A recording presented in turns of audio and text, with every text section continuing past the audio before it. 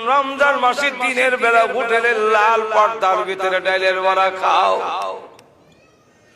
তোমরা যখন জিনা করো, তোমরা যখন সুদ ঘুষ খাও, আমি আল্লাহ দেখতেছি।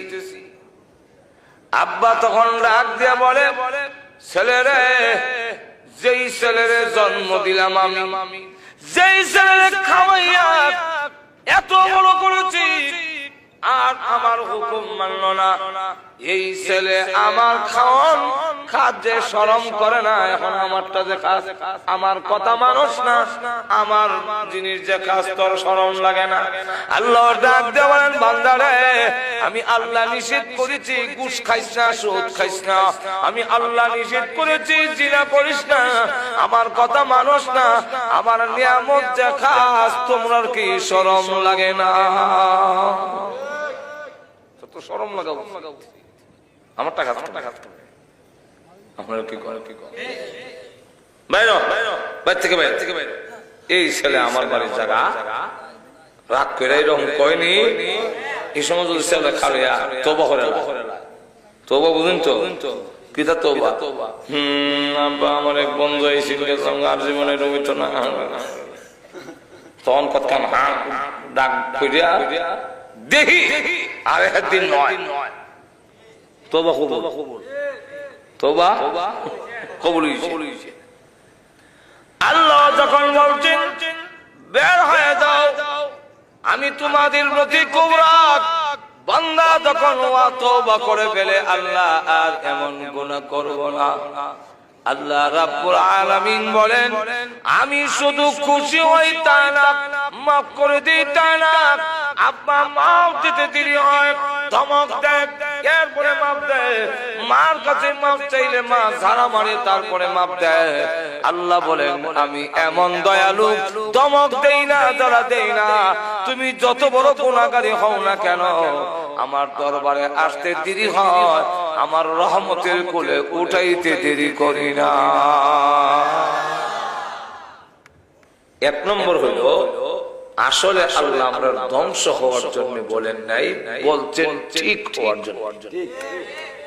একটু ধরে কান গেল এক। দুই নম্বর জবাবটা দিচ্ছেন মুফাসসিরিনে কেরাম। আল্লাহ এই জায়গায় কুতিলাল ইনসান বলার দুই নম্বর কারণ হইল, ধ্বংস যে হব এর মধ্যে কোনো সন্দেহ নাই। আছে নমরুদ ধ্বংস হয়েছিল, ফেরাউন, আবু জেহেল, আবু লাহাব, নমরুদের নাকে দিয়া মশা ঢুকছিল। আমি মানি না, নমরুদের নাকে দিয়া মশা ঢুকছে না, কারণ নাকে দিয়া মশা ঢুকার কথা না। নাকের উপরে চুল আছে, আছে যাক মজলিস সুরায় নাম নাকের উপরে চুল, আমরা যদি চুল আছে। নাকের উপরে চুল নাই, বিচ্ছে চুল উপরে নাই, বিচ্ছে তাও আবার ওই যে জ্বালা হলাইছে নাকের বিচ্ছে, জ্বালা যে হলাই খেত এইভাবে চুল আল্লাহ জ্বালা হলাই রাখছে। ঈদের মধ্যে আবার একটা বীজা লাগাই রাখছে, আডা যখন ঠিক নেই। চৈত মাস হইল, বিচ্ছে একটা বীজা, এদিকটা মশা ডুববো যে এটা আল্লাহ জানেন, এর লেগে জ্বালা হলাইয়া আর এটার মধ্যে আড়া লাগাইয়া মশা ঢুকলে এখন লেগে বোঝা যায় যেত না। আর যদি ঢুকেও এটা তো বীজ যায় এমনি শেষ। নমরুদের নাকে মশা ঢুকলো, তাও আবার ল্যাংরা, ওর মগজ গেছে। এটা গেল আসলে ঢুকছেন, ঢুকাইছে। যিনি ঢুকাইছেন উনি কে? আরো জোরে কেন ঢুকাইছে? আল্লাহ জুতা দা বাইরিয়া দেখাইতো ধ্বংস হইছে। একটু জোরে কর। আল্লাহর সাথে যারা দৃষ্টতা দেখায়, আল্লাহর দ্বারাকে অবাধ্য হয়, আল্লাহর বিধানের সাথে যারা দৃষ্টতা দেখায়, এদের ধ্বংস অনিবার্য, কেউ রক্ষা করতে পারে না। শেষ পর্যন্ত নমরুদ থেকে নিয়ে বুশ পর্যন্ত, বুশও যাইবার বেলা জুতার বাড়ি খাইয়া বিদায়। জোরে কোন ঠিক ধ্বংস যে হম এর মধ্যে কোনো সন্দেহ মরণ আসবে না আরো যখন মরণের সময় ধ্বংস হইবেন নি পারবো নি আপনাকে কেউ বাঁচাইতো আরো যখন আওয়ামী লীগের সব কর্মীরা যদি কবে আমরা নেতাকে যেতে দেওয়া হবে না পারবো তো বিএনপি বলে উনি আমাদের বিএনপি লিডার এই মজলিসুর এলাকার অতএব যত কর্মী বাহিনী আছে কোন ফেরেশতা যেন ওনাকে ঘেরাও করতে না পারে ধরতে না পারে কেউ পারবে না ধ্বংস হবেই তবে আল্লাহ বলেন একটু সময় তোমার জানা নাই তুমি কোন সময় মরবে কিন্তু তুমি কত সালে মারা যাবে আমি আল্লাহ তো জানি আল্লাহ জানেন না আমরা কার কোন দিন মরণ এটা আল্লাহ জানেন না কিন্তু আমার জানা আপনার জানা নাই আপনি তো শোনার বন্ধু গান গায়ে বাড়িতে সামনে গিয়ে যে উষ্টা খাই হয়ে মরে যাবেন এটা আমি নিজেও করতে পারবো আমিও তো করতে পারি না যেরকম ঠিক আল্লাহ বলে তোমার মৃত্যুর যে তারিখ আমার কাছে দেওয়া ডেট দেওয়া আছে আমার কাছে আমি নবীজিকে দাওয়াত দিব স্ত্রী ডাক দেওয়ার স্বামী আমাদের ঘরে যে আর কোনো খাবার নাই বাচ্চারা রে কি খাও হযরত জাবির রাদিয়াল্লাহু আনহু স্ত্রী গো বাচ্চাদেরকে আদর করে কোপ বাড়ায় দাও বাচ্চারা ক্ষুধার্ত থাকতে পারে আমার নবীজি ক্ষুধার্ত থাকতে পারেন না আমার ঘরে যদি খাবার থাকে আর বিশ্ব নবী যদি ক্ষুধার্ত থাকে গো কিয়ামতের মাঠে আমি আশিক রাসূল হইয়া মহান আল্লাহর দরবারে দাঁড়াতে পারবো না তারা ছিলেন আশিকে আমরা হইলাম আশিকে জিলাহি রাসূলুল্লাহ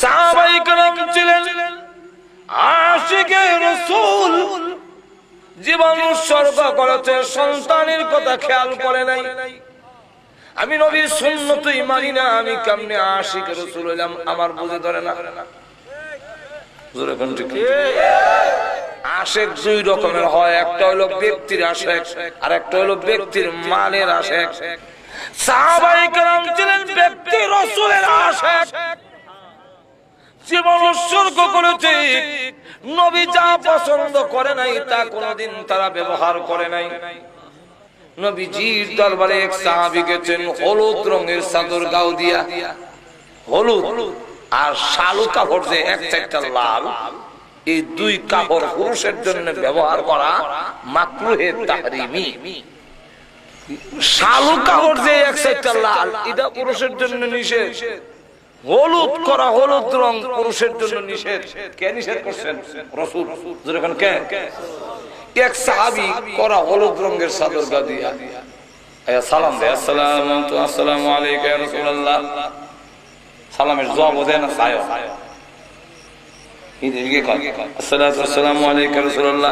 সালাম দিতেছে কিন্তু জবাব দেয় না কারণ এখন ওই যে হলুদ রঙের উনি তো বুঝতেছে না কারণ উনি জানে না আরেকজন সাহাবী কয় তোমার সালামের জবাব দিব কেমনে তুমি যে কাপড় গাও দিছো এটা রাসূল পছন্দ করে না এটা রাসূল নিষেধ করছেন তো রাসূল যা নিষেধ করছেন তা কইরা যদি সালাম দাও খুশি হয় না তাহলে বুঝা গেল রাসূলের কথা না মাননা শুধু সালাম দিলে রাসূল খুশি হবেন না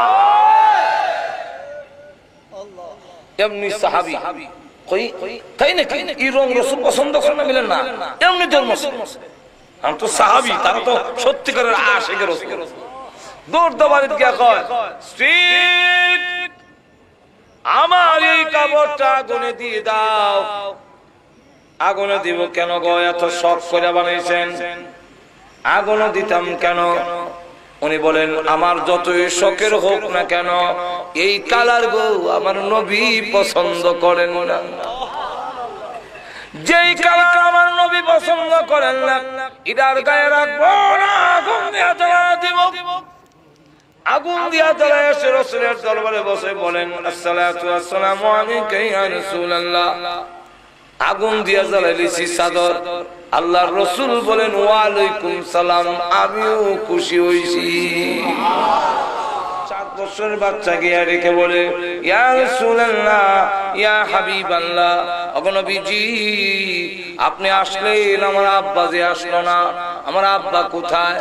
নবীজি কোনো জবাব দেয় না, নিচের দিকে তাকাইয়া চোখের পানি ছেড়ে দিয়া কান্দেন আর বলেন আল্লাহ এই 7 বছরের বাচ্চাকে আমি কেমনে বলবো তার বাবা জান্নাতে চলে গিয়েছে, এই কথাটা এখন এর কেমনে কইবো?